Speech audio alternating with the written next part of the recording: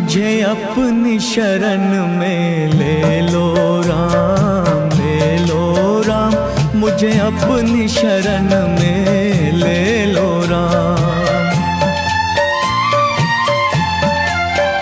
मुझे अपनी शरण में ले लो राम, ले लो राम, मुझे अपनी शरण में ले लो राम। लोचन मन में जगे न हो तो, लोचन मन में जगे न हो तो, जुगल चरण में ले लो राम, ले लो राम, मुझे अपनी शरण में ले लो राम।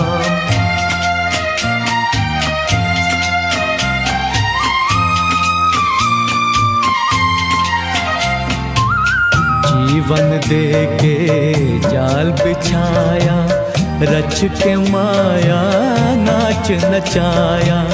चिंता मेरी तभी मिटेगी, चिंता मेरी तभी मिटेगी, जब चिंतन में ले लो राम, ले लो राम, मुझे अपनी शरण में ले लो राम।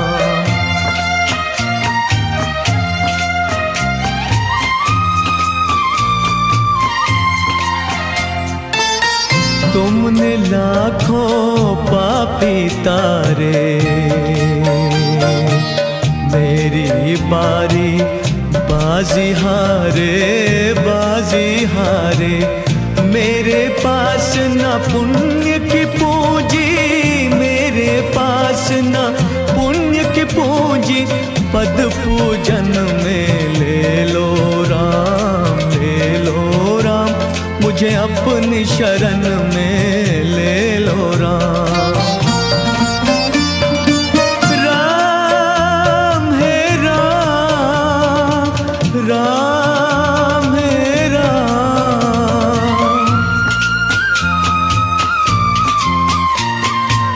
घर घर अटकूं, दर दर भटकूं, कहाँ कहाँ अपना सर पटकूं। इस जीवन में मिलो न तुम तो राम है राम, इस जीवन में मिलो न तुम तो, मुझे मरण में ले लो राम, ले लो राम, मुझे अपनी शरण में ले लो राम। मुझे अपनी शरण में ले लो राम।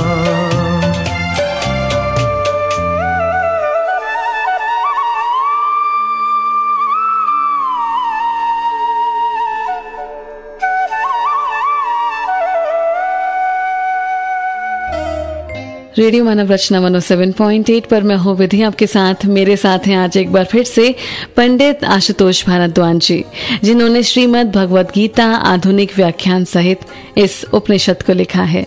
सबसे पहले स्वागत करना चाहूंगी पंडित आशुतोष भारद्वाज जी का अपने स्टूडियो में। पंडित जी बहुत बहुत स्वागत है। धन्यवाद जी। तो आज सबसे पहले जानना चाहूंगी पंडित जी आपसे कि किसके बारे में आज हम बात करने वाले हैं। आज हम गुणों के स्वरूप के बारे में बात करेंगे। जी, गुणों के बारे में बात करेंगे। तो सबसे पहला सवाल जो होना चाहिए गुणों को लेकर, सबसे पहले यही जानेंगे कि गुण होते क्या हैं। गुण श्रीमद् भगवद गीता में 3 प्रकार के बताए गए हैं जी।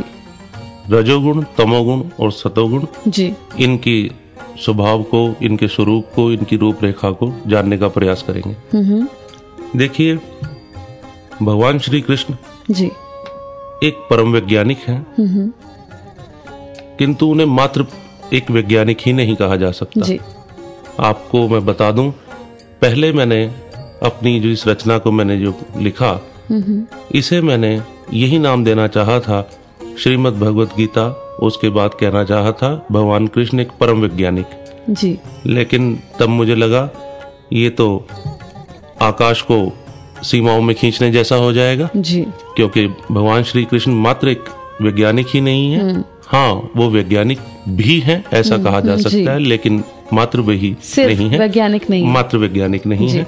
इसलिए मैंने इस रचना का नाम आधुनिक व्याख्यान सहित दिया जी। अब हम गुणों का स्वरूप देखते हैं जी। देखिए, हमारे जो पौराणिक साहित्य है हमारा जी, उसे देखकर जान पड़ता है कि हम एक समय में बहुत परिष्कृत हो गए थे जी। हमारे विज्ञान ने मानो अपनी चरम सीमा को छू लिया था, और उसके बाद जो कि प्रतीत होता है उन गाथाओं को पढ़ने के पर जी, कोई भयंकर विनाश या आपदा के कारण जी, हम पिछड़े और दोबारा उन चीजों को पुनः प्राप्त करने वाले हैं। आज हमारा विज्ञान पिछले 100-200 वर्षों से ही प्रगति कर रहा है जी। हम धीरे धीरे धीरे हम दोबारा कई वैज्ञानिक तथ्यों को पुनः जान रहे हैं। जो आज से 100-200 साल पहले यदि मैं आपसे चर्चा करता जी। तो निसंदेह तर्कजीवियों को ये छलावा जान पड़ता। हाँ, जो अंधविश्वासी हैं उन्हें तो नहीं, कभी भी नहीं कुछ चीज छलावा जान पड़ती, किंतु तर्कशास्त्रियों को छलावा जान पड़ता जी। जैसे आज से अगर 60 साल पहले 100 साल पहले बात की जाती कि रावण का पुष्पक विमान और रावण की मुख ध्वनि से प्रतिक्रिया करने वाला जी। हम कहते हैं ये तो छलावा है। लेकिन आज हम वॉइस सेंसर हमारे पास आ गए हैं, हमारे पास विमान आ गए हैं। बहुत देर अबेर अब दूर नहीं कि मुख ध्वनि से प्रतिक्रिया करने वाले विमानों को भी हम अर्जित कर लें पहले की तरह। तो आज जो हम कहते हैं कि ये चीज छलावा है, वो छलावे नहीं रहे, उनके पीछे की वैज्ञानिकताएं धीरे धीरे उनकी पुष्टि भी होने लगी है। अब भगवान श्री कृष्ण दिव्य दृष्टि देते हैं। अब दिव्य दृष्टि कुछ समय पूर्व तक ये भी छलावा जान पड़ती जी, लेकिन अब नहीं है। क्यों? आज की डेट में लाइव टेलीकास्ट है। तो धीरे धीरे हम अपनी पहले की जो चरम सीमाएं थी उनको दोबारा से अर्जित करने वाले हैं जी। अभी वैज्ञानिकों की खोज में जो गुणसूत्र आए हैं, जिन्हें गुणसूत्र क्रोमोसोम्स कहा जाता है जी। ये गुणसूत्र अभी हम इन्हें इतना विराटता से नहीं जान पाए। हम धीरे धीरे इस ओर बढ़ रहे हैं। इन गुणसूत्रों के अध्ययन से इतना तो अब कहा जाने लगा कि इसका इस गुणसूत्र में यदि समस्या है तो इनकी नेत्र ज्योति में समस्या हो सकती है। तो धीरे धीरे हम शारीरिक रूप से कहने के लिए अब सक्षम होते जा रहे हैं। लेकिन जैसे जैसे हमारा अध्ययन गहन होगा जी। हम ये भी कह पाएंगे कि इन गुणों का तालमेल, इस तरह के गुणसूत्रों की यदि हम बारीकी से अध्ययन करेंगे तो हम कह पाएंगे कि इस प्राणी का स्वभाव तक इस प्रकार का तय हो जाएगा जी। ये, और अगर हम कह पाएंगे, जो कि निश्चित है, बहुत जल्द कह पाएंगे, तब हम धीरे धीरे जानेंगे कि भगवान श्री कृष्ण ने जो 5000 साल पहले हमें गुण विभाग समझाया है ये क्या है, रजोगुण, तमोगुण, सतोगुण, ये स्वभाव, ये गुणों का स्वभाव है, गुण सूत्रों के स्वभाव, ये धीरे धीरे हम इनसे पुनः अवगत होंगे। गुण सूत्रों के स्वभाव है रजोगुण, तमोगुण और सतोगुण। जी जी, धीरे धीरे इनके बारे में जानेंगे। आगे क्या प्रश्न पूछेंगे पंडित जी से ये आप जान पाएंगे एक खूबसूरत से भजन के बाद। फिलहाल चलिए सुनते हैं खूबसूरत सा भजन और वापस आते हैं। सुनते जाइए radio Manav Rachna 107.8। Feel good, feel life.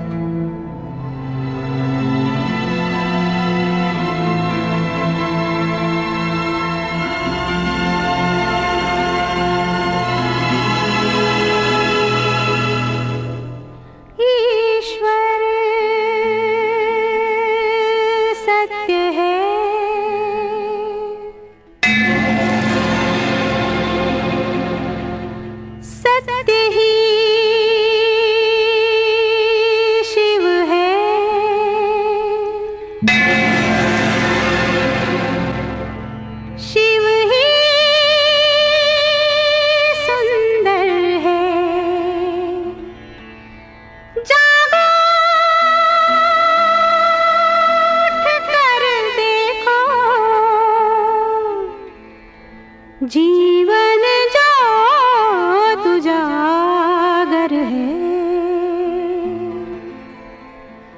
सत्यम शिवम सुंदरम,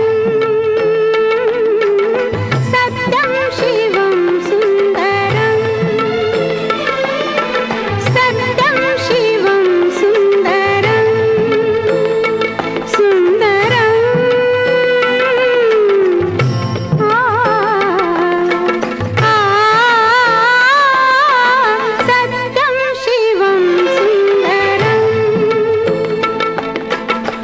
सत्यं शिवं सुन्दरम् ईश्वर सत्य है सत्य ही शिव है शिव ही सुंदर है सत्यं शिवं सुन्दरम् सत्यं शिवं सुन्दरम् सत्यं शिवं सुन्दरम्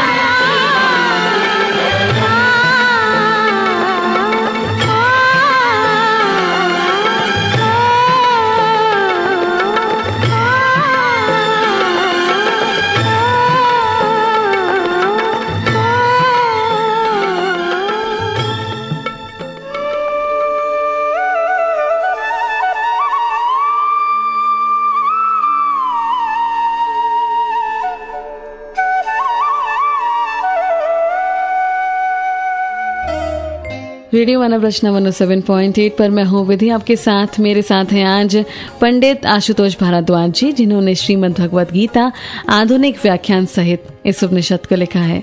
बातें चल रही हैं आज गुणों के बारे में, और अब पंडित जी आपसे जानना चाहूंगी कि गुणों के स्वरूप के बारे में और अच्छे से बताएं और विस्तार से बताएं। बिल्कुल, वैसे तो जितना जाने उतना कम है जी। गुण बहुत विराटता से हम में समाये हैं। यदि मैं कहूँ तो ये अतिशयोक्ति नहीं होगी कि आप और मैं नहीं बैठे, ये गुण ही बैठे जी।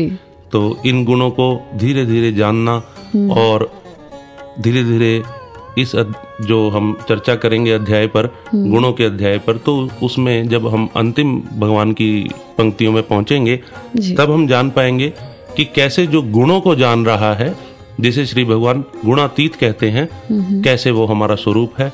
धीरे धीरे हम इसकी ओर अग्रसर होंगे। मैं भगवान की वाणी को लेता हूँ और इसकी भूमिका आपके समक्ष रखता हूँ।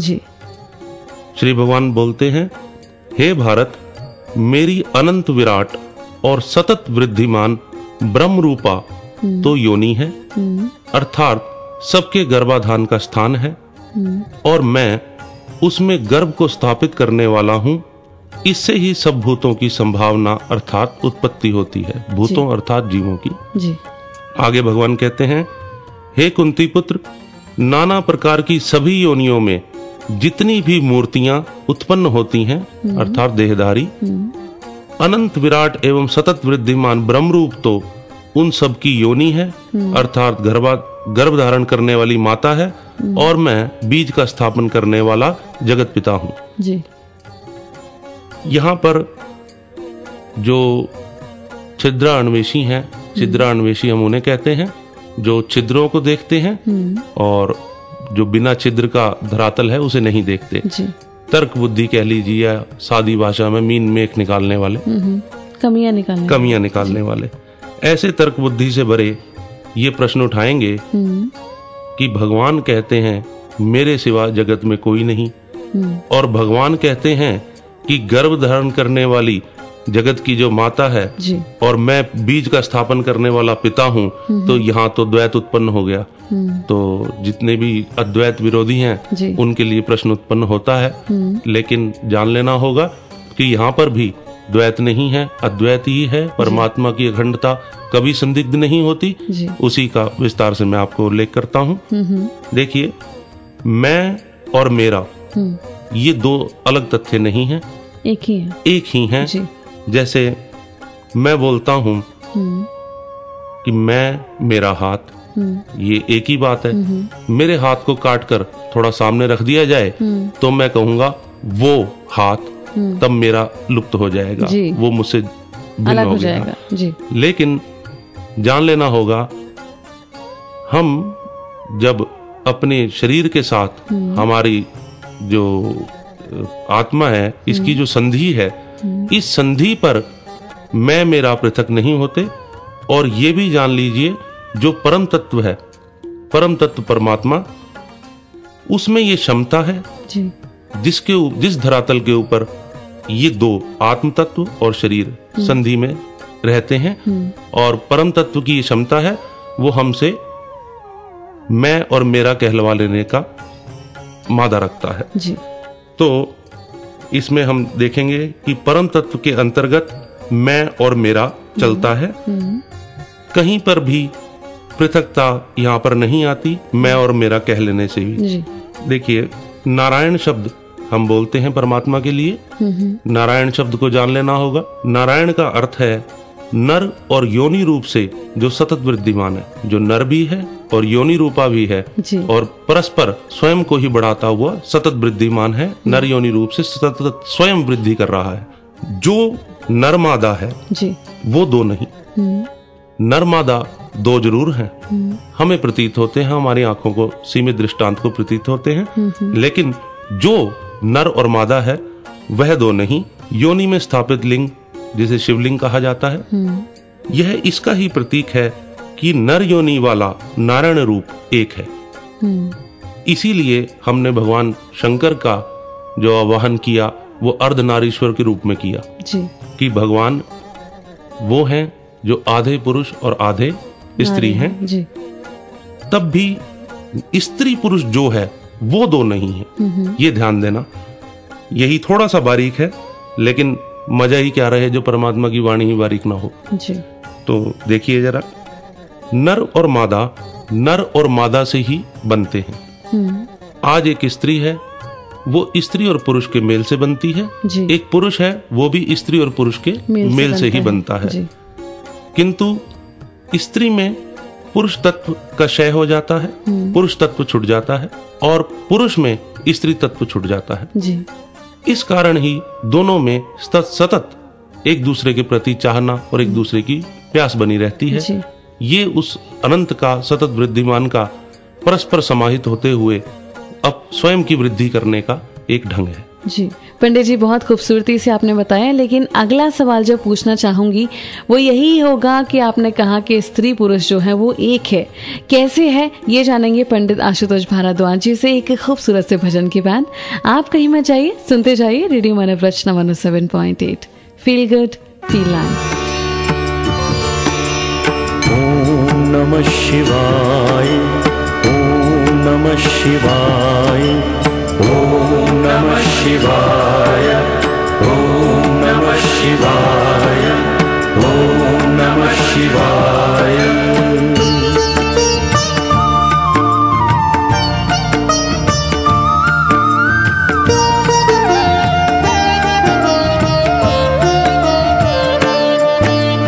हे शिव मेरे अपनी करुणा मुझ पर भी बरसा, हे शिव मेरे अपनी करुणा मुझ पर भी बरसा। तन को तीरथ मन को पावन गंगा घाट बना। हे शिव मेरे अपनी करुणा मुझ पर भी बरसा। तन को तीरथ मन को पावन गंगा घाट बना। तन को तीरथ मन को पावन गंगा घाट बना।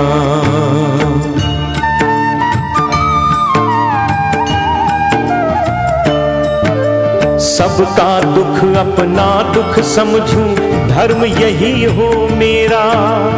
अवगुण सारे गुण में बदलूं, कर्म यही हो मेरा।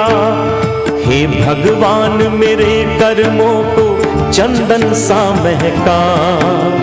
तन को तीरथ मन को पावन गंगा घाट बना।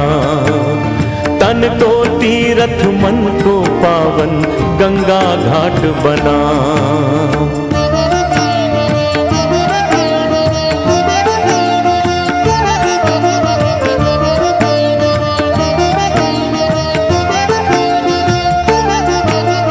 सबका दुख अपना दुख समझूं, धर्म यही हो मेरा।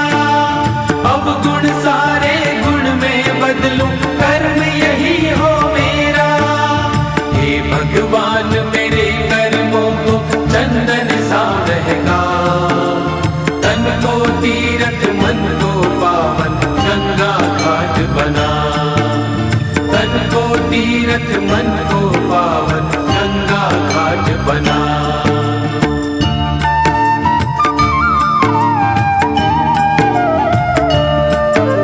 मृग तृष्णा के पीछे पीछे मैं तो हरदम भागा। जीवन का कुछ अर्थ न समझा, देर से मैं तो जागा। इसके पहले टूट न जाए सांसों का धागा। तन को तीरथ मन को पावन गंगा घाट बना। तन को तीरथ मन को पावन गंगा घाट बना।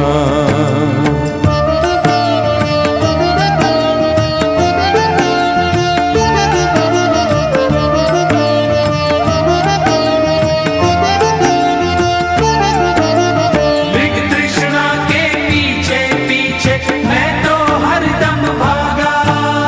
जीवन का कुछ अर्थ न समझा, देर से मैं तो जागा। इसके पहले टूट न जाए सांसों का धागा। तन को तीरथ मन को पावन गंगा घाट बना। तन को तीरथ मन को पावन गंगा घाट बना।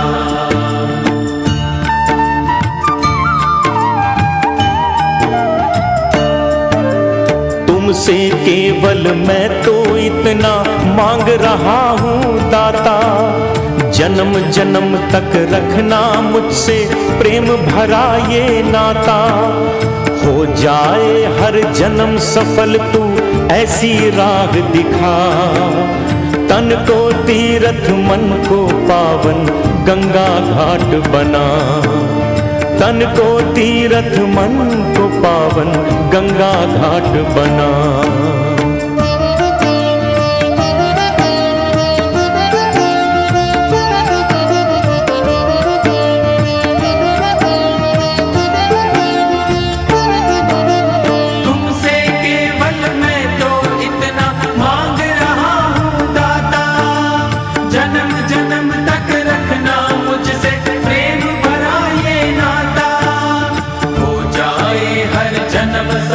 तू ऐसी राह दिखा, तन को तीर्थ मन को पावन गंगा घाट बना।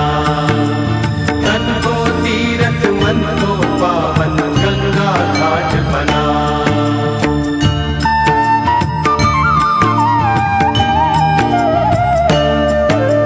हम हैं मानव हो जाती है हमसे भूल कभी, जब पछताए आ जाते हैं हम तो शरण तेरी। हर लेते हो पल भर में तुम मन का दुख सारा, तन को तीर्थ मन को पावन गंगा घाट बना। तन को तीर्थ मन को पावन गंगा घाट बना।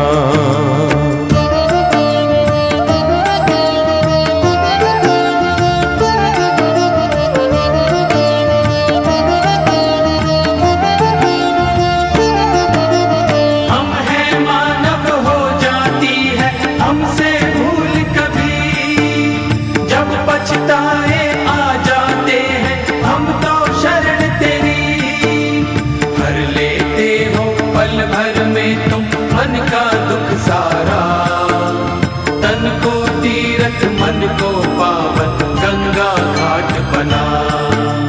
तन को तीर्थ मन को पावन गंगा घाट बना।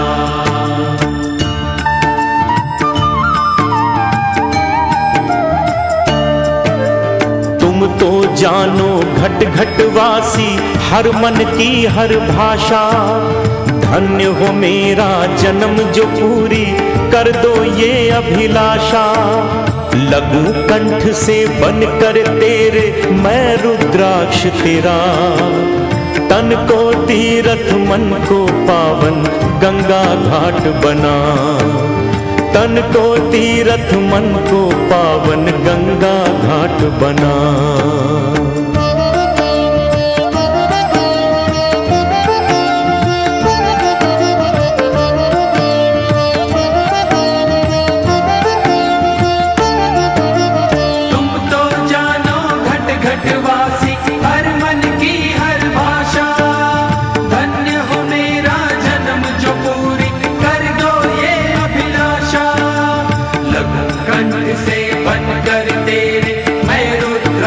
तेरा तन को तीर्थ मन को पावन गंगा घाट बना।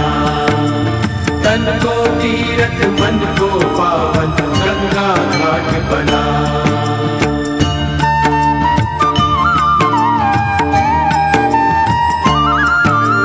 भागीरथ के तप का तूने उसको फल ये दिया था, अपनी जटाओं में गंगा को धारण तुमने किया था। पाप मोचनी गंगा पाकर मानव धन्य हुआ, तन को तीर्थ मन को पावन गंगा घाट बना। तन को तीर्थ मन को पावन गंगा घाट बना। तन को तीर्थ मन को पावन गंगा घाट बना।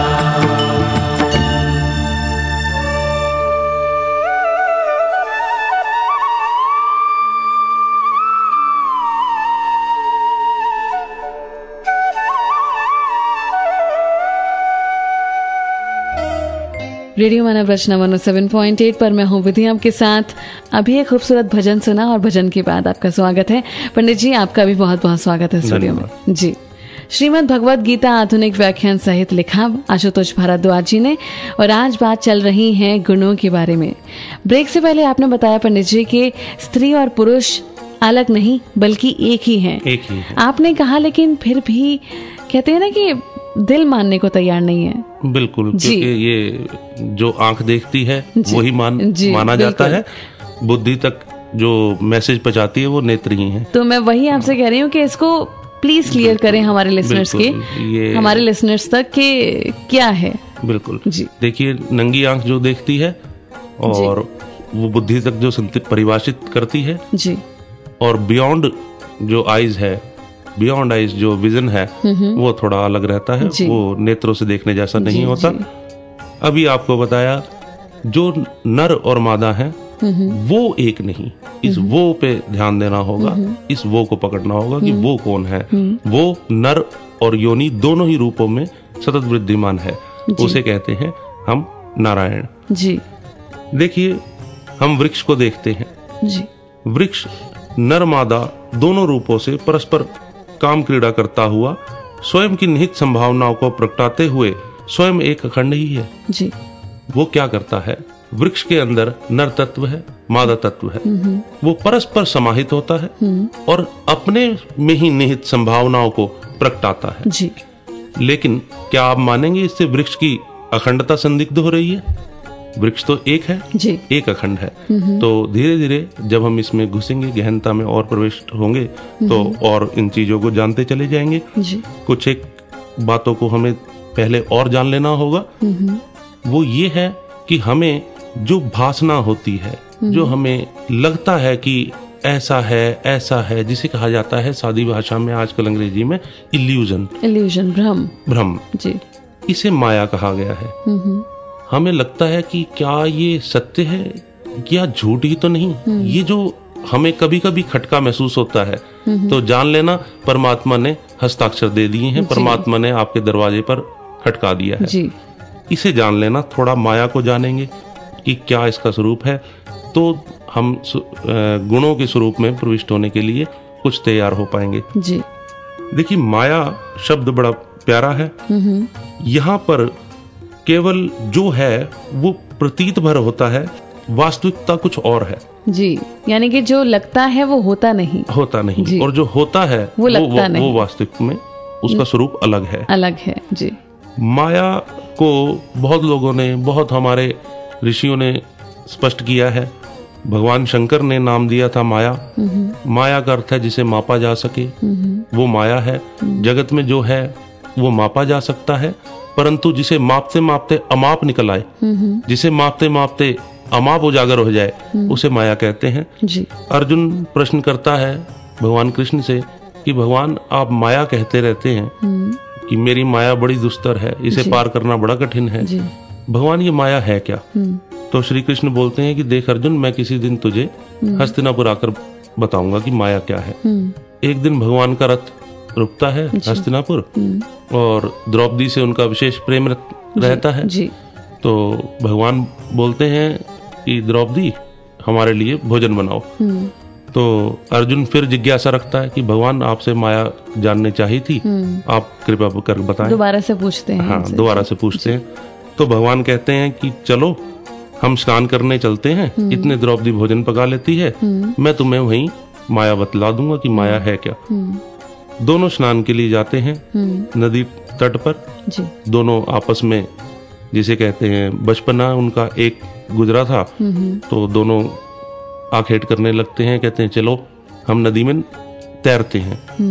तो भगवान बोलते हैं कि चलो अर्जुन, देखते हैं किसका सांस नहीं टूटता, हम नीचे नीचे दोनों तैरेंगे जी। तो दोनों नीचे नीचे तैरना शुरू करते हैं और बोलते हैं भगवान की तुझे खेल खेल में बतला दूंगा माया क्या है। तो दोनों जब नीचे तैरते हैं तो अर्जुन भी तैरता है, कृष्ण भी चले जाते हैं। तो कुछ देर बाद अर्जुन की जब श्वास टूटती है और जब वो बाहर आता है तो वो देखता है कि चारों ओर जल ही जल है, श्री भगवान कहीं पर नहीं और जल का और छोर भी नहीं। वो घबराया हुआ तैरता हुआ भाग खड़ा होता है। वहां देखता है रास्ते में मल्लाहों की एक नौका जा रही है। वह मल्लाहों की ओर तैरता है और उनसे कहता है कि ऐसे ऐसे मेरी रक्षा करें। मल्लाह बोलते हैं कि हमारे राजा की मृत्यु हो गई है, जो शस्त्र विद्या में निपुण हो, हमें ऐसे राजा की चाहना है, उसे हम ढूंढने निकले हैं। तो अर्जुन ने उन्हें बताया कि मैं शस्त्र विद्या में निपुण हूँ, आप मुझे ले चले। वहां पर अर्जुन का राज्याभिषेक होता है जी। अर्जुन का विवाह कराया जाता है, जहां पर अर्जुन के सुंदर बलिष्ठ पुत्र होते हैं। अर्जुन को रहते रहते वहां एक लंबा अरसा बीत जाता है जी।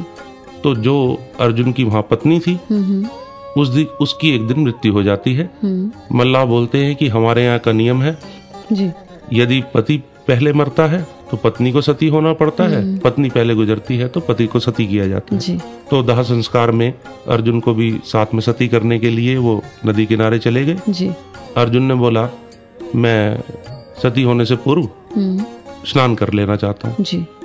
अर्जुन स्नान करता है और वो नीचे नीचे तैरता हुआ जान बचाकर भाग लेता है जी। और जब उसकी सांस टूटती है बाहर आता है तो बाहर देखता है गोविंद मुस्कुरा रहे हैं जी। भगवान कहते हैं अरे वाह अर्जुन, बड़ी देर तक सांस रोकी। अर्जुन बात करने की हालत में नहीं, कुछ नहीं बोलता जी जी। और भगवान के साथ चला जाता है। वहां जाता है तो द्रौपदी कहती है अरे बड़ी जल्दी आ गए, आपको तो देर तक नहाने का शौक था। तो अर्जुन कुछ नहीं बोलता, चुपचाप बैठ जाता है। तो भोजन जब परोसा जाता है तो भगवान प्रथम ग्रास जब लेते हैं मुख में तब हंसते हैं ठाका मार के, कहते हैं अर्जुन ये है मेरी माया जी। अभी भी जो अपनी पत्नी और पुत्रों को देख रहा है ये इन्हें इतना गंभीर मत जान, मामला इतना ही है जो तुझे दिखला दिया जी। तो भगवान जब माया बतलाते हैं तब अर्जुन को जान पड़ता है जी। तो हमें ये जानना होगा, ये इसलिए मैंने उदाहरण दिया था कि माया को यदि आप कुछ समझेंगे तो ही गुणातीत का स्वरूप स्पष्ट हो पाएगा, नहीं तो गुणों को अगर मैं स्पष्ट करता चला गया तो आप वास्तविकता इसे ही जानते चले जाएंगे, गुणातीत पर नहीं पहुंच पाएंगे। तब ये एग्जाम्पल आपसे मैं चर्चा करता रहूंगा बीच में, ये हमें इस थीम को क्लियर करता रहेगा। बहुत ही खूबसूरती से बताया पंडित जी कि माया क्या है और किस तरह से, बहुत अच्छा उदाहरण दिया आपने अर्जुन और श्री कृष्ण जी का, कि किस तरह से उनको पता लगे कि माया क्या है। आगे बहुत सारी बातें यूं ही चलती रहेंगी, लेकिन फिलहाल एक खूबसूरत भजन सुनने का वक्त हो चला है। सुनते जाइए radio Manav Rachna 107.8, feel good feel live. जय नारायण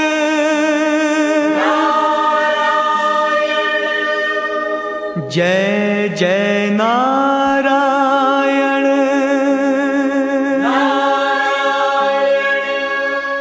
जय नारायण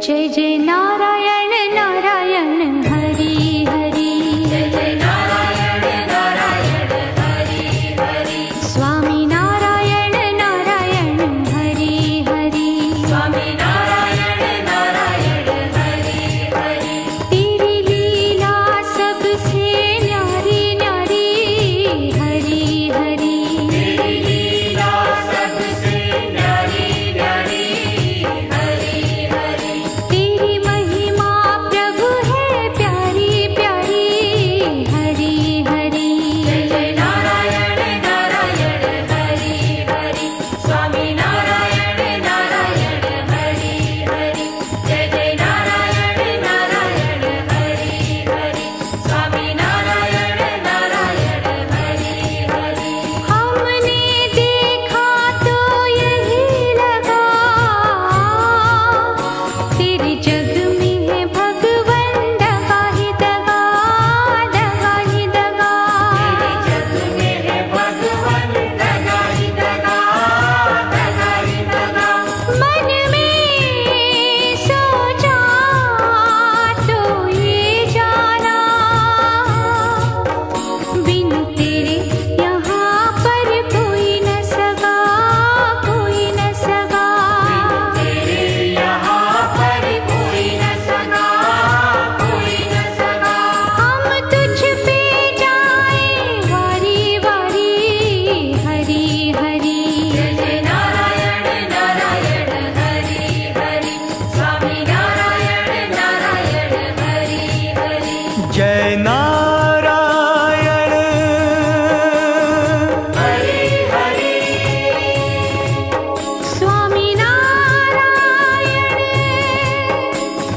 हरि हरि लक्ष्मी नारायण हरि हरि सत्यनारायण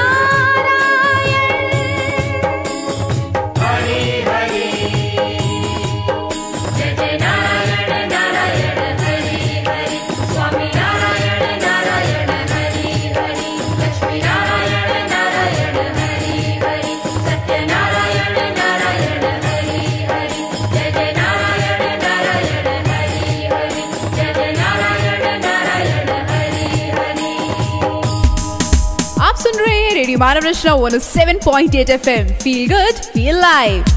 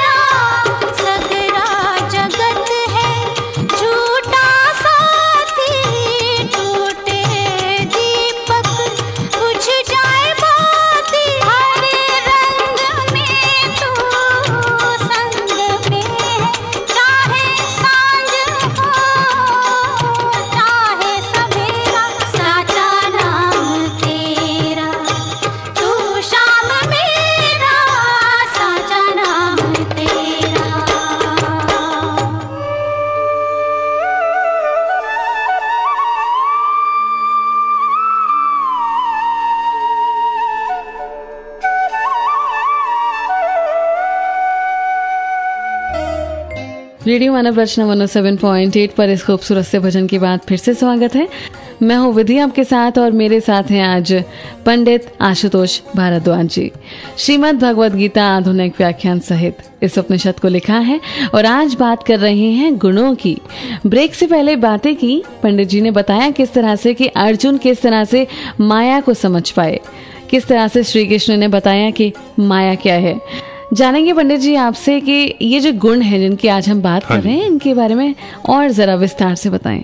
ये आप मानकर चलिए, ये हमारा सॉफ्टवेयर है। सच कहूं तो पूरी सृष्टि में जी ऐसा कोई भी सत्व नहीं है, ये भगवान ने कहा है, जो इन तीनों गुणों से रहित हो। जी कुछ भी ऐसा नहीं। जी एक पत्थर भी है, वो भी स्वयं में स्थित है, सत्वगुण में है, और सतत क्रियमान है, रजोगुण में है, क्रियारत है। पत्थर भी राख हुए जा रहा निरंतर। हाँ, हमारी दृष्टि में, दृष्टि का सीमित दृष्टांत वो नहीं जान पाएगी, लेकिन वो भी निरंतर रत है राख होने के लिए। तो इस पूरी सृष्टि में ऐसा कोई भी सत्व नहीं है जो इन तीनों गुणों से क्षण भर को भी रहित हो सकता हो। अब हम समझते हैं, श्री भगवान की वाणी लेते हैं।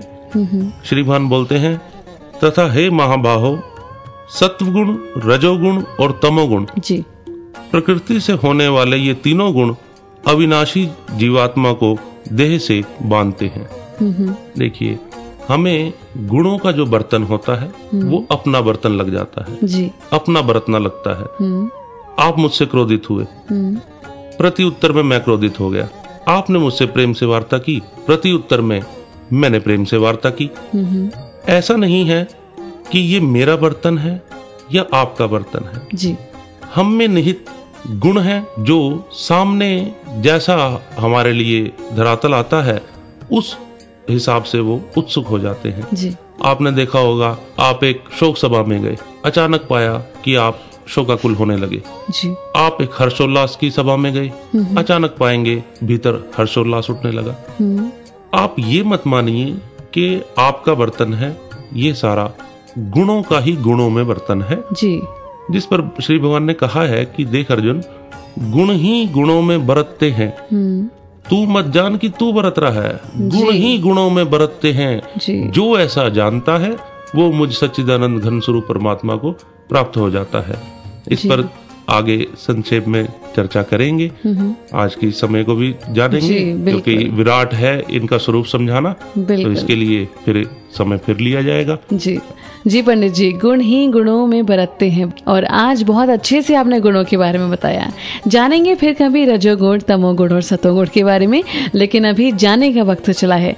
जाते जाते हर बार की तरह आपसे एक मैसेज चाहूंगी जो हमारे लिसनर्स के लिए आप देना चाहेंगे। बिल्कुल, मैं आपको जाने से पहले जो संदेश दूंगा उसके लिए एक अपना शेर ही अर्ज करता हूँ। जिंदगी बेसुलझी तमन्नाओं का कोई जाल जान पड़ती है। क्या बात है। जिंदगी बेसुलझी तमन्नाओं का कोई जाल जान पड़ती है, जिसे सुलझाया नहीं जलाया ही जाता है। गर सुलझाने की तमन्ना की किसी ने तो सुलझाने की तमन्ना का एक धागा और उलझ जाता है। क्या बात है, बहुत ही खूबसूरत। तो यही कहूंगा, जैसे हैं जहां हैं वैसे में आनंदित रहें जी। और इसे हरि आदेश और हरि इच्छा जाने, क्योंकि ऐसा जानेंगे तो जैसे में परमात्मा ने रखा है वो अच्छा लगने लगेगा, मीठा लगने लगेगा। जो नानक ने कहा भी है, तेरा भाना मीठा लागे। जो तुझे पसंद है परमात्मा, जो तुझे भाता है, मेरे साथ वही तो होता है, तुम मुझे वो कड़वा कैसे लग जाएगा। तेरा भाना मीठा लागे, यही संदेश है। जो परमात्मा को भाता है वो आपको भी भाए, यही वास्तविकता है। इसमें आप स्वयं को समाये जी। जो परमात्मा को भाता है वही आपको भाए। बहुत ही खूबसूरत पंडित जी। लेकिन अभी शुक्रिया अदा करना चाहूंगी आपका कि इतना कीमती वक्त निकाला और हमारे स्टूडियो में आके इतनी खास बातें बताई। शुक्रिया, धन्यवाद जी। ये थे हमारे साथ पंडित आशुतोष भारद्वाज जी, जिन्होंने श्रीमद् भगवद गीता आधुनिक व्याख्यान सहित इस उपनिषद को लिखा है। आज बातें हुई गुणों के बारे में, आगे बहुत सी बातें और करेंगे, लेकिन आज के लिए बस इतना ही। लेकिन आप सुनते जाइए रेडियो मानव रचना 107.8 के और प्रोग्राम्स को। Feel good, feel life.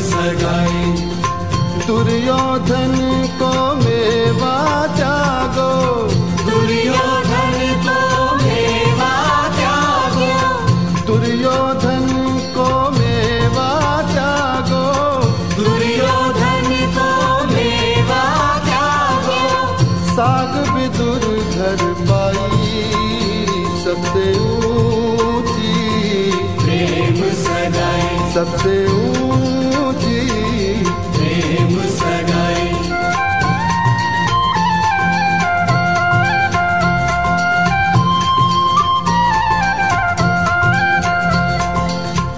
झूठे फल सब रीते खाए, झूठे फल सब जी के खाए, बहुविध प्रेम लगाई, सबसे ऊंची प्रेम सगाई। सबसे ऊंची प्रेम सगाई।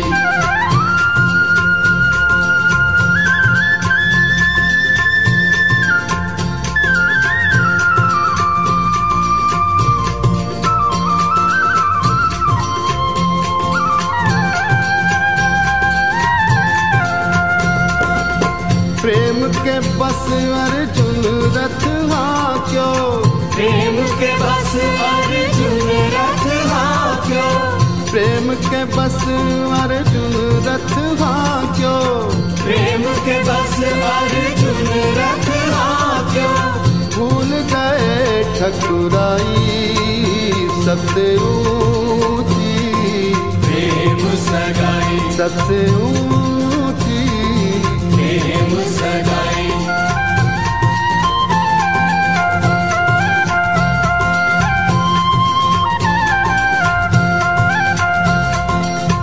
ऐसी प्रीत बड़ी वृंदावन, ऐसी प्रीत बड़ी वृंदावन, ऐसी प्रीत बड़ी वृंदावन, ऐसी प्रीत बड़ी वृंदावन, गोपिन नाच नचाई, सबसे ऊंची प्रेम सगाई। सबसे